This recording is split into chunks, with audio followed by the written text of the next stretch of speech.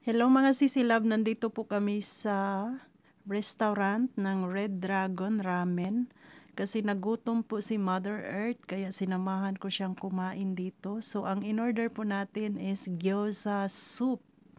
Yan po yung in-order ko mga sisilab. Super yummy pala yan. First time ko siyang nakain. Di ba mahilig ako sa gyoza? Yung gyoza na wala talaga siyang soup na nakalagay.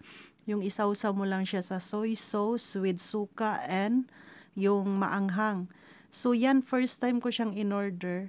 Yummy pala siya mga sisilab kasi ayaw kong umorder ng ramen dahil late hours na katatapos lang naming nag part-time job. So no need nang kumain ng para mabigat sa tiyan. So hindi na ako makatulog niyan pagkakain pa ako ng ramen. So yan lang yung in-order natin at saka yung umaki, yung parang ano sa atin.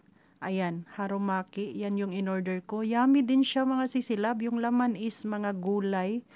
So, mahilig tayo sa ketchup. Yan yung ano ko, ginawang sausawan. So, napakainit niya mga sisilab. Kaya nahirapan akong nguyain siya kasi super init. So, si Mother Earth naman, hindi ko na lang siya kinuna ng ano, ng video kasi natapon yung ano, in-order niyang sabaw kasi kinuha niya mga sisilab. So, 'di ba matanda na siya, nabigatan siya. So, ito yung in-order niya, yung chinjaw roso.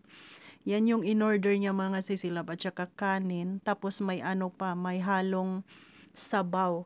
So, nung hinaluan siya ng sabaw mga sisilab, natapon yung sabaw mga sisilab. Buti na lang hindi ako natalsikan. Napakainit ng sabaw. Tapos yung kamay niya napaso pa mga sisilab sa init. Thank you for watching. Bye.